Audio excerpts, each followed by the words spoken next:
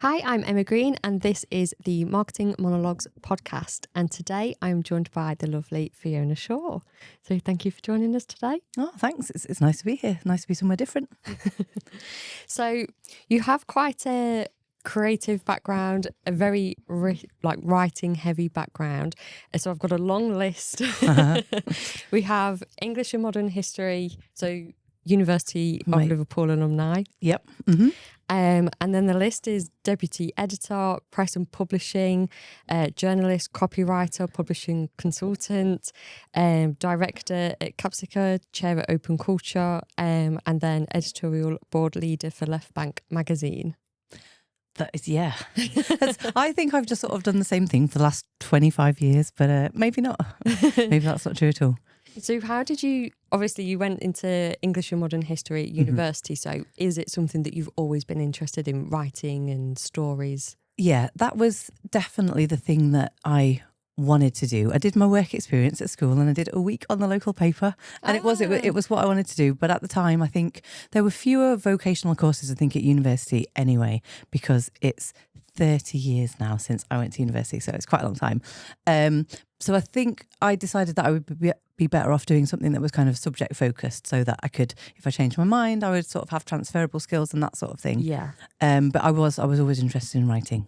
Yeah, for sure. Brilliant. So how did those kind of positions differ, or as you've gone through, because there's like journalists and copywriting, so it is varied, but... Yeah, I mean, I think, as you say, it's the story is the thread that kind of runs through the middle of all of them. I think, that first job that you read out there, that role at Finance North, I started work in Liverpool before I finished my degree, just because if I wanted to stay in the city, I knew that I was going to have to find a job. Yeah. And there weren't very many kind of media job. I mean, there are even fewer now, but there weren't sort of 25 or so years ago. So I'd seen a role come up and I'd been to interview for it, and it would just happen to be before I'd finished my degree. So I just kind of started. And it wasn't, I don't think I had any intention at all at the time of sort of wanting to go into business journalism. It was just the job that there was in the city, and that was the one that existed. But I think, that's kind of, it gave me a really, really good grounding, I think, in being able to communicate stuff which potentially quite complex in ways that are accessible and easy to get your head around. There was always a lot of jargon. And so I didn't know anything about it, but I just used it as an excuse. And I would always just say to people, can you explain that to me? Assume I don't know anything about it, even though I don't know anything about it. Can you explain it to me so that everybody else can understand? And that was always sort of the way into that. And I think it's, whatever it is that you're writing about, I think that's a really good basis to approach it from. How can I make this really straightforward, really accessible? Yeah. There's fewer long words and as little jargon as possible. So I think it depends on your audience as well, doesn't it? Because if you don't know the jargon, then is the reader or viewer going to understand what you're talking about either? Totally. And I think a lot of the time people do it because they don't know what it means, and sometimes people are afraid to ask. But then that builds kind of all of these different barriers to other people being able to understand it and know what's going on. Yeah. So that's kind of always been my approach since, of, how can I make this something that people will understand and, will resonate with people and, will relate back to people's, normal everyday lives. Yeah. And then what made you want to stay in Liverpool? Well, I'd always had a thing. So I've supported Liverpool as a team since I was about 7. So I'd always had a bit of an obsession with the city, but didn't know it at all. So coming to university was the route for me to come here. So it always had this kind of sort of, sort of legendary appeal to me, really. And I still think Liverpool is one of the great cities of the world. But you see a really different side of it, I think, when you're a student. And, I went to university when, you still got grants to go to university and far fewer people did. So to some extent, although I worked in the city and I worked in sort of bars and clubs and doing all sorts of things, you're still kind of in a bit of a bubble. So I wanted to see it as well as somebody who lived here and worked here and, sort of paid council tax and kind of contributed as much as just, I think sometimes, it's that difference between feeling that you're taking something from a place and whether you're contributing something as well. So I definitely wanted to have that side of it in my experience of being here. I don't think I necessarily knew that I would still be here 30 years later, but it was definitely sort of something that I felt I wanted to see more of and do more of and know more about. Yeah. And did kind of the stories of the city, was that a big part, obviously, then working in like numerous different positions in the city. You obviously have seen probably quite a lot throughout the career of what's gone on and how it's changed and things. Yeah, I mean, I think, yeah, you're totally right. I think, Liverpool's really kind of romanticised, I think, a lot of the time. I mean, and sometimes for good and sometimes for bad. It's one of those places that people's opinions of it are always really strong. There can be a real difference in that, but the stories behind that are really strong, whether it's about music or whether it's about people hearing things that have happened in the past, or football or sport or all sorts of different things. They're kind of really strong. And I've always found, like, because I've travelled a lot and stuff, anywhere you are in the world, Liverpool's one of those places that people will always have something to say about it. But I think it's really it's a city of real contrast, and I think that kind of comes through in the storytelling, because I think it's a city that's really sentimental, but it's really tough as well. And I think all of those kind of sort of opposing characteristics make it really interesting from a story point of view. Yeah, we were literally talking about it earlier today, how it's used so much for filming locations. Yeah. And so it's almost like the city of storytelling, that businesses or organisations and film crew come from all over the world to come to Liverpool to tell a story, because the landscape is so different from looking like New York to something from ye old times with all the museums, and St George's Hall is always used and it's so iconic. So it is like the city of storytelling. It is. And it's another kind of dichotomy, isn't it? Because Liverpool's so sort of distinctive, but as you say, there are bits that look like New York or whatever. I can remember being in Shanghai and arriving in Shanghai, and the Bund looks like Liverpool. And you're like, actually, this is so distinctly Liverpool, but also it's like this place, and also it's like this place. And it's got this sort of, on one hand, a really, really strong kind of visual identity. And then, as you say, on the other hand, you can kind of transform it into anywhere too. Yeah. And the people make it.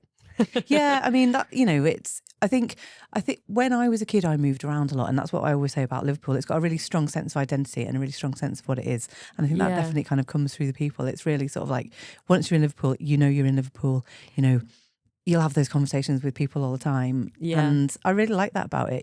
It knows exactly what it is. It's not trying to be anything else. It's very proud of what it is as well. Yeah. There's no shying away from it. It's like, this is who we are. Yeah. Totally. And for better or for worse, it's not kind of rose tinted glasses, but it's just, it's a really strong sense of self. Yeah. And I think, the more global we become, places do become kind of homogenous, and you see a lot of the same shops in places, or a lot of the same chains, or whatever it is. And I think Liverpool has got a real distinctiveness to it. It looks out to the world, doesn't it? It doesn't necessarily look in. And I think that's part of it, that kind of sort of dreamy, what's on the horizon thing as well. Yeah, which is I really like that. So then how did Wordscape come about? What kind of inspired you to create Wordscape? So, well, my first business, which I had, which was called Capsica, which was the one that I had just before Wordscape. So that was a business that I'd run with my old boss from my very earliest kind of magazine days. And it was just one of those things, really. As I say, there isn't a lot of there aren't a lot of businesses that do this in the city. There weren't a lot of opportunities necessarily, unless it was something that we kind of created for ourselves. Yeah. So I think, I never wanted to run a business. It was just a sort of, if I need to pay rent and work and have a job here, then it was going to have to be something that, I was sort of proactive about doing. So I had Capsica, I think for, I don't know, 5-10 years, with my old boss, who was my business partner, and then she moved abroad. And so Wordscape just was my kind of, the learnings from that, which was my thing that I'd sort of, was just a kind of a continuation of that. With Capsica, we mostly did publishing, but I did some freelance copywriting, and just in order to sort of keep going, to make a living, to meet new people, to meet clients, to have like a variety of work, rather than having sort of all my eggs in one basket. There was a sort of theme that ran through everything. But that sometimes it was a publishing thing, sometimes it was a book. But, sometimes if we were working on a book, it would take us 2.5 years to pull them off and finish them and stuff. So it was the things that you could do, so that you had these big highs and lows of the big projects, and then the thing that was a bit more constant through the middle. And I guess Wordscape kind of pulled those things together, and then has kind of veered off into other things along the way as well. That's my next question, was how do you think it's evolved since initiation to today?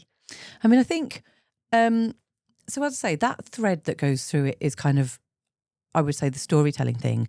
But I think the thing that probably comes from being a journalist, but I think has become more useful as I've become more experienced is the asking question side of things.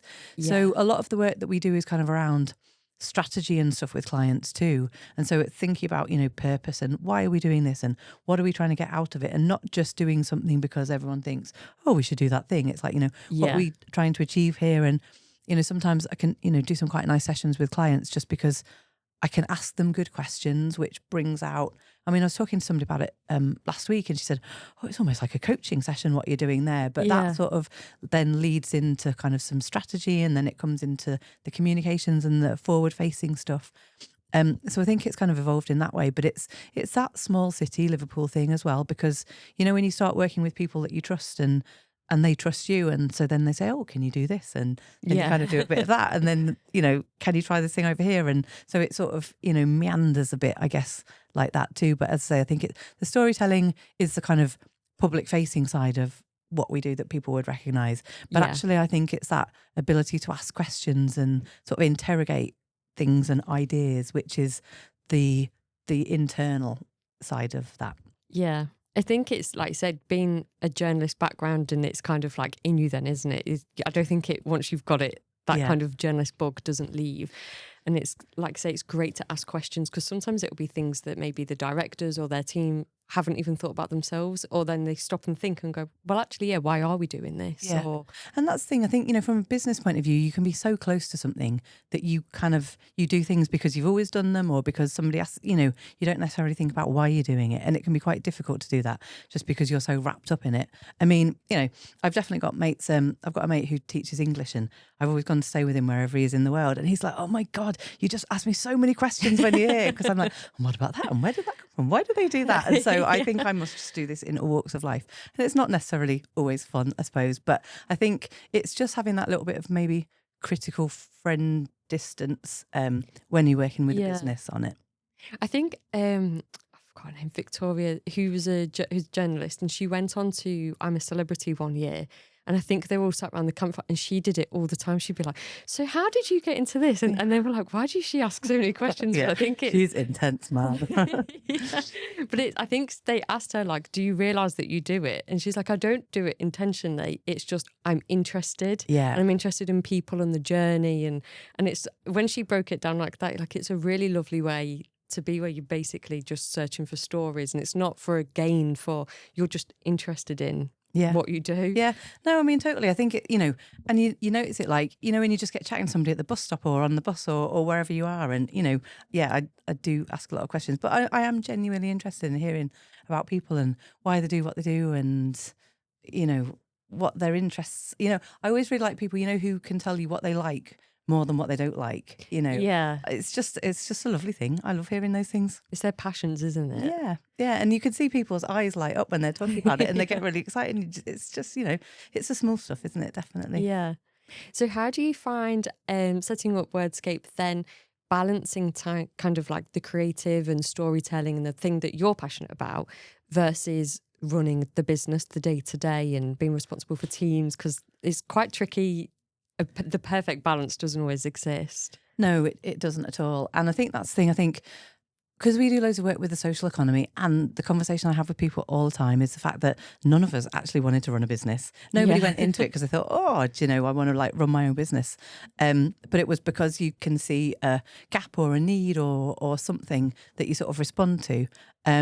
And it is hard. I think, sometimes I still think, I don't think I've actually recovered from COVID and lockdown yet, because, when you're just responsible for so many people and so many people's kind of livelihood and making sure that they were okay, and, their mental health and well-being and stuff in lockdown. And it is difficult, there's a whole level of, there's the working on the business, and there's the working in the business. And ultimately, I do like working on the business. I kind of like a bit of planning and strategy and looking ahead and getting excited, but also it's the first thing to kind of go out the window when there's a load of deadlines from clients and you've got things that you need to do. And, but I'm lucky that I like the things that I'm doing. I like the chance to sort of sit down and write something, or if I'm editing something or whatever it is, I really enjoy that. But yeah, as you say, it's, I don't think it's balanced at all. It probably just swings dramatically from one to the other. And it's like, oh, I need to do this. And oh, now I need to do this, rather than any sort of balance in the middle of those. But I think I've run a business now for about 20 years or so. And you sort of get used to it. You just sort of get better at dealing with it and knowing that, the pain is probably short-term pain or whatever that might be. Whereas I don't think it necessarily felt like that when I was starting off. So next question is, how did Ethos Magazine come around? So, funnily enough, been thinking about this loads because the issue that goes to print tomorrow is our 10-year anniversary issue. So we've had sort of our founder members back sort of talking about it and thinking about it. Yeah. So there were three of us. There was myself, there was Andrew, my co-founder, and there was Patrick. And Patrick's now the MP for Southport. And he worked at the time for Social Enterprise Network. So he was working a lot with social enterprises particularly. And he'd met Andrew and I, and we'd done a newspaper for the International Festival of Business. Yes. And I think this was in about 2014. And we did a really nice newspaper called the City Tribune. But we wanted to tell stories of businesses in the city, but we wanted to make sure that, the businesses that we picked to tell their stories really kind of represented the characteristics of Liverpool. So we had some stuff about, we had like the business of sport, and we had some music stuff, and some things about cars and automotive, and School of Tropical Medicine and that sort of thing. These things which are really great stories, but also quite universal. So we've made this really lovely newspaper for it, and Patrick had seen it and sort of said to us, "Oh, I'd love to do something like this for the social enterprise sector," which was was a really nice idea, and that's kind of where it came from. But at the same time, Andrew and I were very much like, we don't want to just talk to the sector. You know, I think, and I still believe that, with in business, you've got a choice of how you want to run your business, whether it's going to be a business that's aiming to do things well, or, whether it's not effectively. And then as consumers, we've got a choice in that too. And so we just wanted to, again, sort of take those stories out to show people that, there's a range of experiences here. There are people doing it well. It's not, we're not here to criticise, but we take it more from the inspiration point of view. So these are people doing it really well. These are people being really innovative. These are people kind of engaged in the future economy and the stuff that they're doing, and just really getting them to share their kind of insights and the things that they've learned along the way, because, it's a sort of mixture of inspiration and practical stuff. But I think, I think talking about business is really important. I think it affects everything. It's what you're wearing and what you drink and what you eat and where you go and how you get there. And people, women particularly, but everybody needs to be kind of more engaged in those conversations about, money and how money is made and what it represents, for them to be able to be involved in it. I think it's important. So that's why we do it. But it's great because it really shines a light on maybe those people or individuals as well. And it's like you say, we've said Liverpool's kind of about the people as well, and the people who make the city and the ecosystem and everything like that. So it's kind of like really gives back and shines a light on a whole area, and not just, like you say, one sector or specific. Yeah, and that's when we're putting it together. So we have readers in about 30 different countries, and it's always a real kind of jigsaw to get a mixture of different countries, different geographies, different sectors, so that there's something for everything. And we sort of see it as our job to bring all of that inspiration from around the world back into Liverpool and to other clients that we work with, to say, this is a really good example of this. This is a great example of this. Oh, have you seen this? They did that there, So there's some nice inspiration, but also to take those stories from Liverpool out into the world as well. So we've got, for some really nice ones in the current issue from Liverpool, because people here, as you say, are doing really great stuff, but those opportunities, I think, to share stories like that are just far more limited than they used to be. So we try and do a bit of both, bring ideas into the city and our clients and our work, and also kind of beam Liverpool's successes out into the world too. So you work in the Baltic Triangle, so you're kind of surrounded by innovators and businesses. How do you kind of keep your finger on the pulse of what's going on in and around Liverpool? I mean, wow, it's really difficult to tell whether you do or not. I think just the way things have really changed, the world of work's changed since COVID. I know what's happening around us in Baltic, because I sit on the board of Baltic Triangle, and I chaired that for a number of years as well. And that's a really kind of obvious and visible physical community. You know, I think it was really noticeable kind of after lockdown, people moved back in really quickly, and most people still work from the office, and you'll just go down the corridor and you'll bump into somebody and you'll have a conversation, or you'll be, you know, walking around the block and see somebody, and, you know, it leads to all of these kind of conversations. And so, you know, that sense of what's going on, and, you know, kind of events that fit around that, and that sort of thing too. But at the same time, I think I probably exist in a real bubble, you know, and I don't know necessarily what's going on in other places. You know, and I do sort of, I've spent a bit of time on Old Hall Street recently for various different events and with clients and things, and it's a whole different world from, you know, the side of town that I inhabit. So you have some of those conversations there too. But as I say, I know that I'm not there most of the time. So it's difficult to know what's going on. And, you know, if you think down about the, you know, the sort of breakdown of local press and that kind of thing, all of the things that used to kind of give you an idea of what happened and what people do and how they do it don't exist in the same way. So it is much more, I think, you know, does rely on people having conversations with each other. And, you know, I do still, you know, I try and go to lots of events and things that are going on and that sort of thing. But I think actually it's really difficult to keep on top of everything that's happening. There's too much going on sometimes. Yeah, there is too much going on. And also things, you know, there's so little overlap between a lot of the things that are going on as well. Yeah. So things, I think, you know, can become, you know, Liverpool's only a tiny, tiny village of a city really. But, you know, things can still become quite siloed, and it's sort of breaking out of your box and your bubble to see what happens in other places, you know, which is why it's nice to come here today, because it's somewhere new and something different and different things happening. As I said, it's all different communities, isn't it? But it's nice, like at the Baltic, that people want to come back to the office, because it's that loss of community and like exchange of just information. Because you kind of say something over the coffee machine that to use just a throwaway comment, but somebody might, oh, I didn't realise that. And then word gets around, and it's kind of the old Chinese whispers, but how people get news around as well. No, it is completely. I think, you know, if somebody says to you, oh, what happened at such and such meeting or whatever, your recollection of it, if you have to report back to somebody and say what happened, is completely different to, as you say, if you have a chance conversation and, you know, or a side conversation about things that start happening. And it's really difficult to kind of replicate that if you're not in a place at a time, which is, you know, it's complicated. I think, you know, particularly for like young people coming into the world of work, you know, sort of how you learn stuff, the things that you pick up, you know, just the things that you see people doing, the things that you learn kind of by chance rather than design is it's just much more, it's much less tangible, isn't it? Yeah. And then you've also completed your master's in responsible business management. Yeah.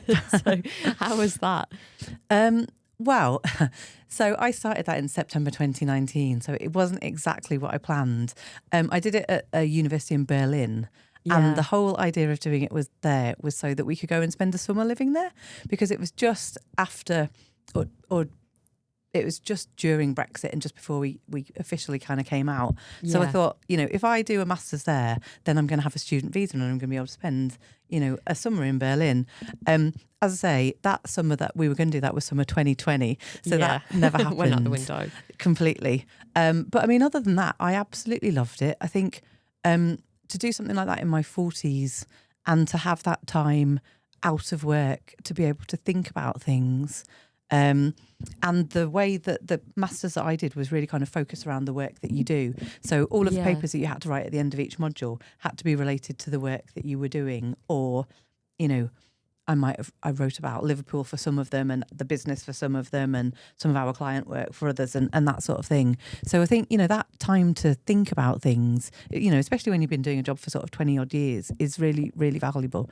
I absolutely loved it. And it was really international. You know, there were people from all over the world, and, you know, we did a lot of stuff around human rights and, you know, there are so many different cultural expectations that come into things that we sort of talk about as if they're the only way to do them. And it just made me think much more broadly, I think, about, you know, how people in different cultures, you know, just different expectations of, you know, intellectual property or innovation, or how things work in a different setting. So it was a real privilege. I really enjoyed it, even though it wasn't exactly what I hoped it to be when I started it. Yeah, still haven't had that, but one day. It's a very cool city, Berlin. Yeah.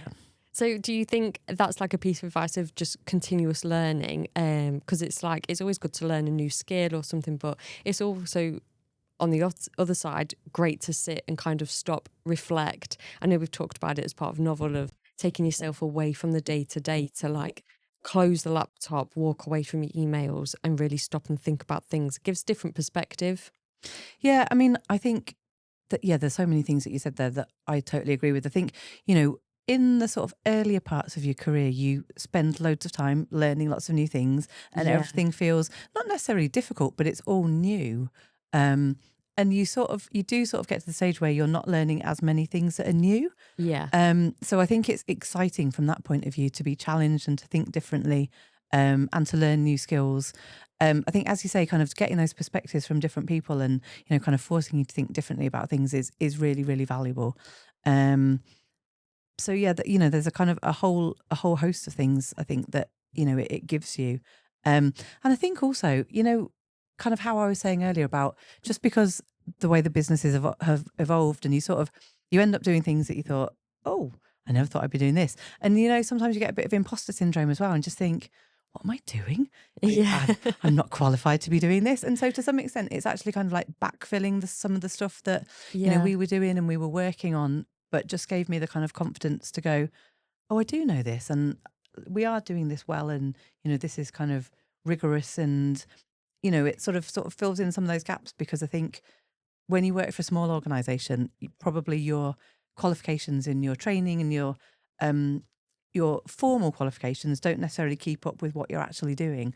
So it was nice doing that too. It just sort of made me feel like it sort of joined some of the dots a bit, I guess. Yeah, and the landscape changes so much, doesn't it? That like maybe like say when you start in your career, you're younger, you might go on a class or something, and everyone's kind of same demographic, same age as you, and you think, oh yeah, we're all in the same boat. But then as you get older, you can go to other classes, and again, it's like people completely different, where they're like, I just need to touch up on the skills, or like AI, for example, it's like something where we're all just trying to navigate it together, and it can be old, young. But again, it's like continuous learning and development of what's next and making sure we're on top of things. Yeah. And I think to be honest, that's kind of the skill for now, isn't it? It's not what you know and what you've learned. It's how you adapt to stuff and how you're able to kind of incorporate that into what you do. Because we will never, I don't think ever now, be in a situation where everything we do we're qualified to do and we think, oh, I know what I'm doing here, this is totally fine. It's that kind of uncertainty and that fluidity to how the skills that you need evolve in what you do. That is the thing that we probably all need to grasp and just maybe be a little bit more comfortable with. Yeah. So speaking of Innovation Week. So you kind of attend that every year in Oslo? Yep. So more international travel. Yeah, I mean, I think last year when we went, it was, I think, the 10th time that we'd been or something. And it's just, again, it's that opportunity to be somewhere else, which gives you that opportunity to reflect. Yeah. It's also a time where, I mean, I always find the innovation culture in Oslo and the startup culture, they came at it from the position of, sort of seeing themselves as, I guess, the sort of, the younger sibling of the Scandi capitals, and, needing to play catch up a little bit and that sort of thing. So we're really sort of focused on the ecosystem and, bringing in expertise and growing their startup and their scale up culture and that sort of thing. So it's been really kind of, I think, conscious and intentional. And whenever we go, I always just think I'm just surrounded by people who are really, really smart, really, because Norway is a country of, I think, 5 million people. It's tiny compared with, so many of the countries around it. So everybody's really, really outward looking. I think that really comes across in terms of how people think. A lot of people have been educated in the UK or in the US. Yeah. So have all of these different kind of cultural influences in what they do. But just think really deeply about things. And it's something that I don't think you see to the same extent in this country. because of our approach, I think, we don't have the same startup culture. You know, and there's a lot of R&D, and, you know, it's very heavily invested in by the government and that sort of thing. Yeah. You know, and it's very sort of forward looking. So it's just, I mean, for a start, it's full of brilliant stories for us. We always go, and in terms of the magazine, there are always stacks of amazing stories. And then it's that chance for like a bit of reflection, because it's a small city and you can walk around it. And so it makes you kind of think about all sorts of other things. And it's some inspiration as well. It's always in the autumn.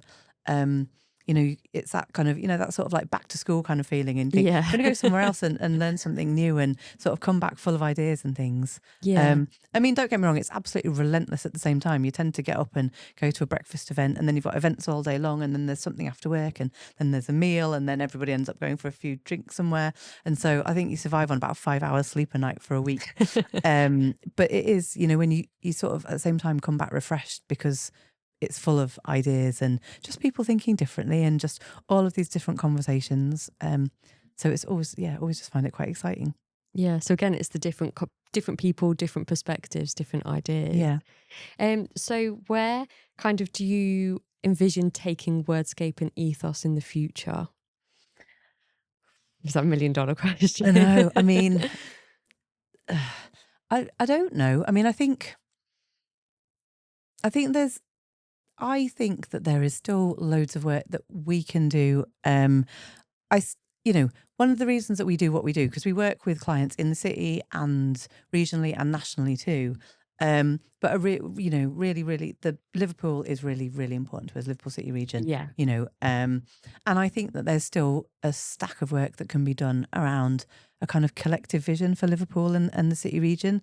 You know, because I think that kind of inclusive growth agenda is something that we need to work so much harder at, you know, to make sure that the opportunities that are here.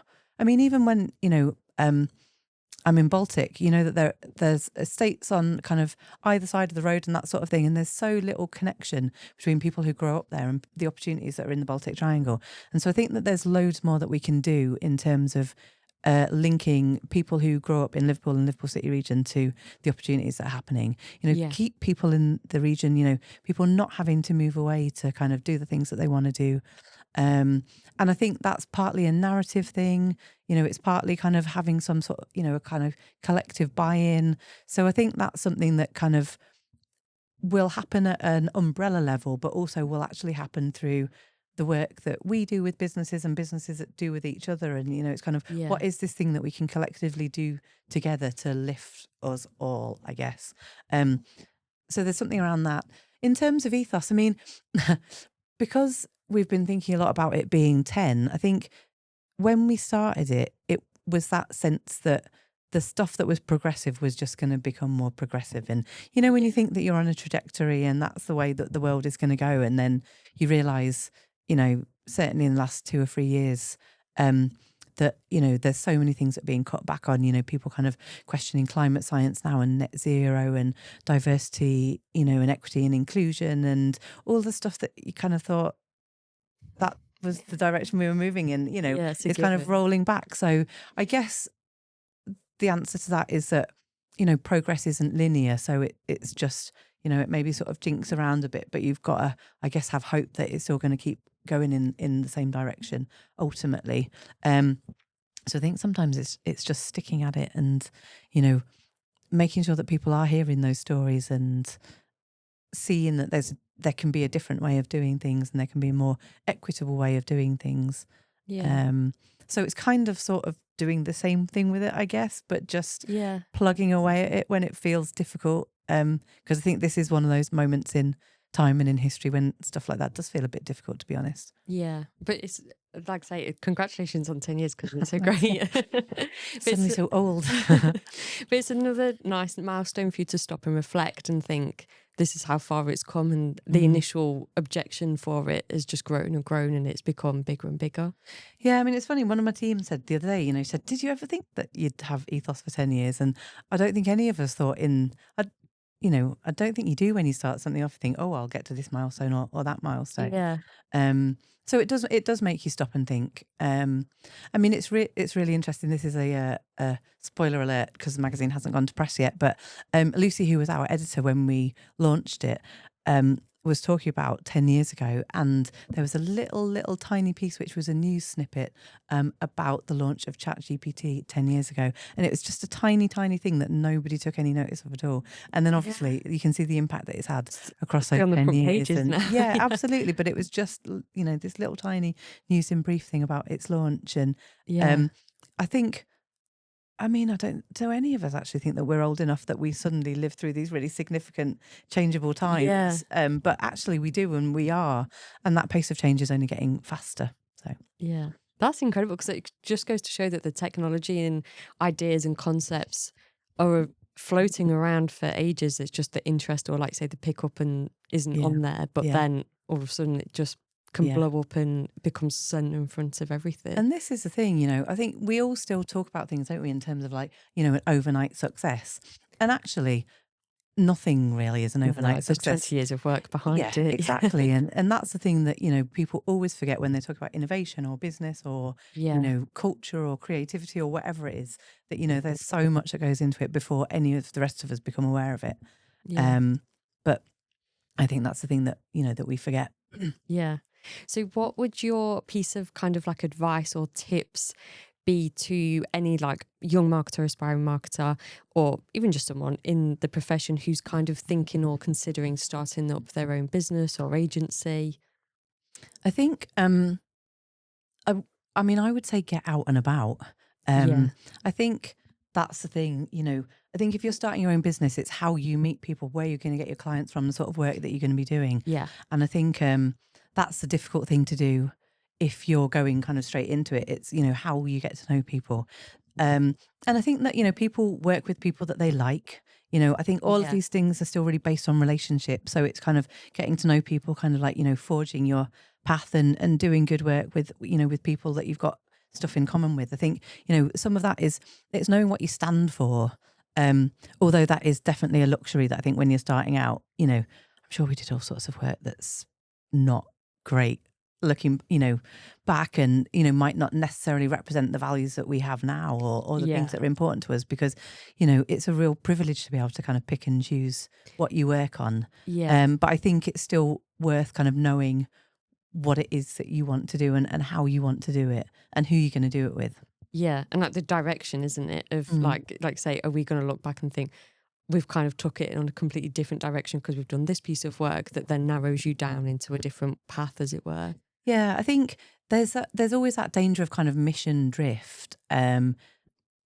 And you sort of start doing something and then it goes over there a bit, and and so it's kind of, I think it's knowing what it is that you want to do and just kind of checking back in on it, because it might well be, as these things sort of evolve and ebb and flow, sometimes it's really lovely stuff and you just sort of thought, oh, I never thought I'd be doing this and it's great. But other times you might be thinking, oh, we've been kind of pulled in that direction and it's not really us or what I wanted it for. So I think, and it's really difficult to do that when you're building a business because you spend all your time doing the doing, not necessarily thinking about it. So I think those kind of check-ins, either with yourself or somebody who will hold you accountable, or with, a colleague or something, a partner, are really valuable to just think, is this what I want to be doing? And what are the steps that are going to get me to doing the thing that I want to do if it's not this?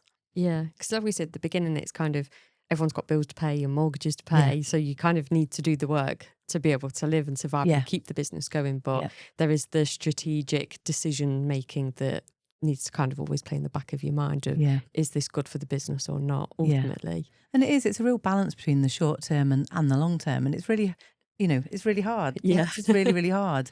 But it's having an eye on both things and even the capacity to do good work. Because I think sometimes, when you're younger or less experienced, it's to what extent you can kind of push back and say, no, actually, it should be like this because this is, because you have a bit of distance from it, or because from experience that this is the best way to do it. And that can be really difficult, if you're just starting out in something, to just say, actually, this is what we believe in, this is what we believe is right, and this is what I think you should do. But that's why sometimes you look back and you think, oh, that wasn't great, was it? Why is that not great? Yeah. And it's because you know that you've been sort of pushed into somebody else's kind of vision or interpretation of what that is. Yeah.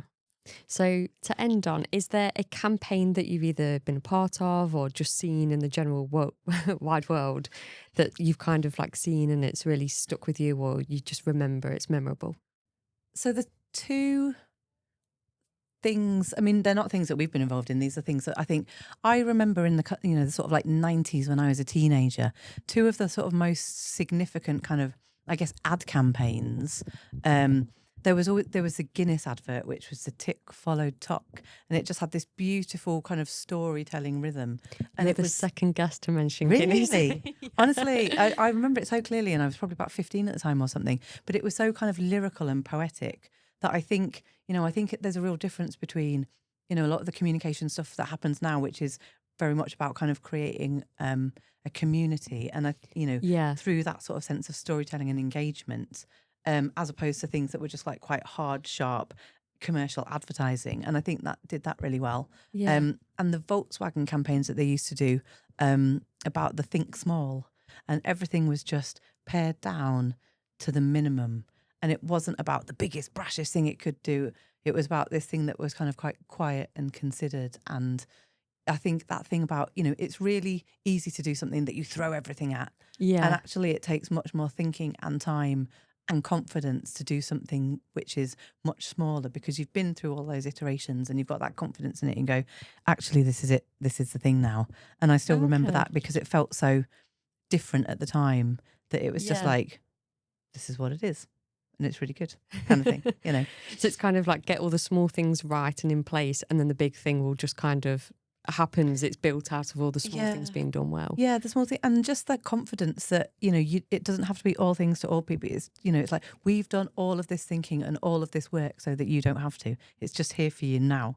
And I think there was so much stuff that as I say, just throws absolutely everything at it. Which is loud and shouty and big and bright and brash and colourful and actually those things like that have that sort of quiet confidence of it's good, felt really different at the time. It's that pride in it, I think, definitely. Oh, that's brilliant. So thank you so much, Fiona, for coming in today. Thanks for having me. That's Marketing Monologues. Thanks again for watching, and remember to click, watch and subscribe.